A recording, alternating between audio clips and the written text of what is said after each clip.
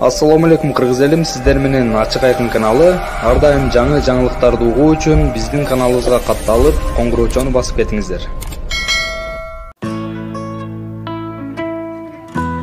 Мектеп босогосун эми аттаганы турган ак бантикчен кичинекей кыздар колдоруна гүл кармап, алдыңкы катарда. Ал эми ак көйнөк, карашым кийген чыт курсак балдар кыздардын далдоосунда биринчи коңгуроону күтүп турушту. Бүгүн Мурасордо конушундагы Төлөгөн Касымбеков атындагы мектепте кош майрам. Билим күнүн утурлай мектеп китептер менен камсыз болду. 800га жакын окуу куралды Бүтүн Кыргызстан партиясынын лидери Адахан Мадумаров белек кылды.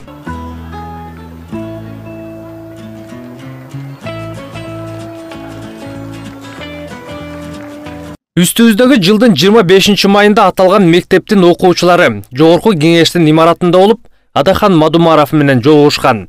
2 сааттан ашык убакыт балдар саясий лидер менен кызуу маек куруп, баарлашуунун соңунда балдар жана мугалимежелер китептер жетишсиздигин айтып жардам сурашкан. Адахан Мадумаров билим алуу үчүн жардам сураган балдарга көмөгүн аябай турганын айткан болчу. Бүгүн китептерди тапшыруу алдыда сөз сүйлөп жатып, окуучулардын суранычын кубануу менен кабыл алганын белгиледи. Мектеп жамаатынын окуучу мугалимдерге, агайларга мен терең ыраазычылык билдирем. Төлөгөн Касымбеков атындагы мектептин жогорку класстын окуучулары ошол жогорку кеңешке барып, саякат жасайлы, ошол Бүтүн Кыргызстан партиясынын депутаттары менен жолугушалы деген тилек айтышкан экен. Биз жолугушканбыз. Жолугушуп сүйлөштүк, бирок убакыт аз болуп калган. Ошондо кыздар, балдар bir сураныч айтышкан. Мектебибиз жаңы, китепканабызда бираз китептен кемчиликтерибиз бар. Мүмкүнчүлүк болсо ошол китептерден жардам бересизби деген суранычын айтышкан. Менин жүрөгүмдү чындап кубанткан ошол сураныч. Адатта биздин жаштар сураса эле спорт зал сурайт, топ сурайт, күрөшө турган жанакы матрас сурайт, башка нерселерди сурайт. Kitap suragandı birinci жолу уктум да, чын дилден көкүрөгүм менен жүрөгүм менен кубандым.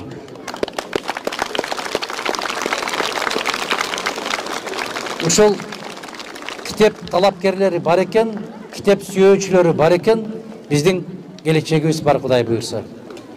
Мына ошол убадабызга туруп, бүгүн бир аз болсо кичине белегибизди алып келдик. Билим күнү 780 даана китеп.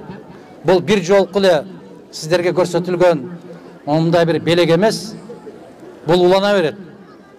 Бул келе берет.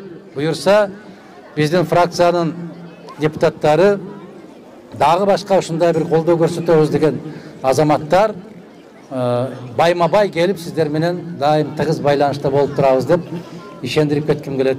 Адахан Мадумаров мектеп босогосун аттаган бөбөктөргө жылуу сөздөрүн арнап, жогорку класстын окуучуларына жана ата-энелерине кайрылып, билим алууга болгон аракетти жумшоо керектигин айтты. Илим, билим деген сөздөр эмнегедир сейрек колдонуп калган. Билимдүү миңди жыгат деген сөздөр дагы башкачараак болуп түшүнүккө ээ болуп калды. Бирок дагы бир жолу мындай бир баса белгилеп айтышыбыз керек. Азыр мектебибиздин директору айткандай, жарыктыкка жетиш үчүн билим гана керек. Баары бир билимдүү инсан эч качан кор болбойт, эч качан кем болбойт. Эркиндикке эмне менен жетсе болот дейт. Орустун бир жазуучусу Писарев деген бар, ошол жазып атат. Накта эркиндикти билим гана берет дейт. Билимдүү киши эркин болот. Bilimdүү киши күчтүү болот, билимдүү киши эрктүү болот деп. Мен сиздерге каалаганым ушул. Ден соолук болсун. Ата-энеңердин көз жашын эч качан агызбагыла. Ата-энеңердин көз жашы аксын. Качан сиздер алтын медаль менен, күмүш медаль менен мектепти бүтүп атканыңарда кубанычтан көз жашы аксын.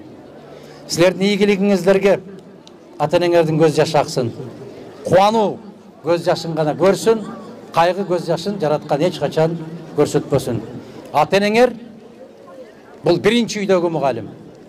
Экинчи мугалим, экинчи ата-эне мына ушул мектепте. Өткөн жылы пайдаланууга берилген мектептин китепканасынын текшелери бош. Эгер мектепте 1,5 миңге жакын окуучу окуса, китепкананын фондундагы китептердин жалпы саны 2 миңге жетпейт дейт китепканачы эже. Bir класска bir сабактан ашып кетсе 4-5 окуу куралы берилет. Алардын дээрлик баарынын эскилиги дагы жеткен. Калгандарын ата-энелер сатып алууга аргасыз. Башталгыч класстардын полкасы, биринчи класстарга бизде бар китептер алифбеден.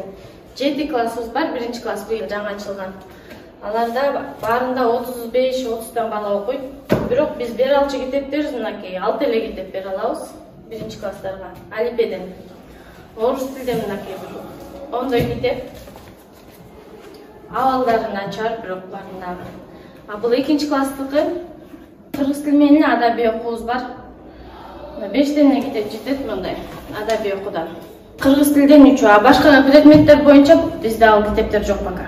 Ата-энелер өздөрү каржылап атат азырынча балдарын. Бизде болгон китептерди эле таратып берип атабыз. Бул китептерди биз былтыр башка мектептерден алып келгенбиз. Бүтүн Кыргызстан партиясы тарабынан берилген китептердин көпчүлүгү адабий китептер. Ичине класстагылар үчүн жомоктор. Мектеп менен таанышып жатып китепканага баш баккан Адахан Мадумаров бул белектер ушуну менен эле чектелбей турганын, дагы окуу куралдарын алып келүү планында бар экенин билдирди. Құдай бұйырса, дағы алып келеміз. Біз кітепті жинап атабыз, дағы алып келеміз.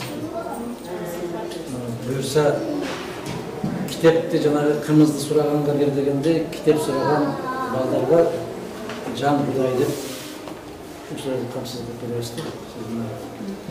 Джек Лондон жөнінде мағлұматтары керек, алдай қалса керек азыр балдарға. Ал киім, Тадыр Гайзерді білмесе керек бе?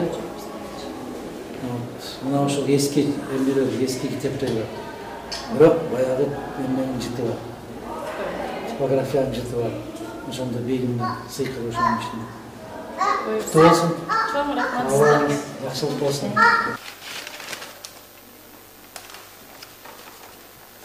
1630 эле китебиз бар. Адабий китептерибиз аябай эле аз болчу. Буюрса ушул китептер менен дагы толукталат фондубуз деп ойлойм. Чоң рахмат сиздерге. Бул китептер бизде негизи жок болчу. Орус жазуучуларынын көп китептери жок болчу. Чоң рахмат бул китептер менен балдарды окутуп бардыгына таратып окуганга шарт беребиз. Мектептин ичине саякат учурунда ата-энелер комитетине да Адахан Мадумаров менен пикир алмашууга мүмкүнчүлүк түзүлдү. Алар балдардын каалоосун четке какпай, жогорку кеңешке чакырып, китеп сураган сураныштарын аткарып жатканына ыраазычылык билдиришти. Өз кезегинде Адахан Кимсанбаевич билимге умтулган адамга болгон жардамын берүүгө дайым даяр экенин дагы бир ирет билдирип, азыркы жапайы заман өтүп, билимдүүлөрдүн заманы келээрин белгиледи.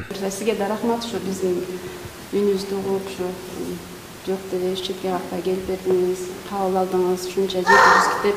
Биз өзүбүз айттык го 4-5 айда биз 100 китеп арамчы болдук. 780 китеп. Bunun için biz daha buyuruz. Daha buyursa 500'de kitap. Биздин окуучулардын да буюрса китепке кызыгуулары болуп атат. Уже биз библиотекага келип көрүп аттык. Уже мындай күндөн күнгө уже келип алып, уже эметип атышты да. Баары бир эртеге кечпей бүгүн телефон чыгып отургандарды, эртең китеп окуп отургандарын үстөмдүк кылат. Келет ошондой заман буюрса. Бул баягы жапайы заман тез өтүп кетет. Келет баары бир китеп окуган инсан өтөт, узат. Кудай буюрса. Каналга катталып, мага жакты деген белгини басып, ой пикири калтырууну унутпаңыз. Чымындай жанды чыркаткан чындык биз менен.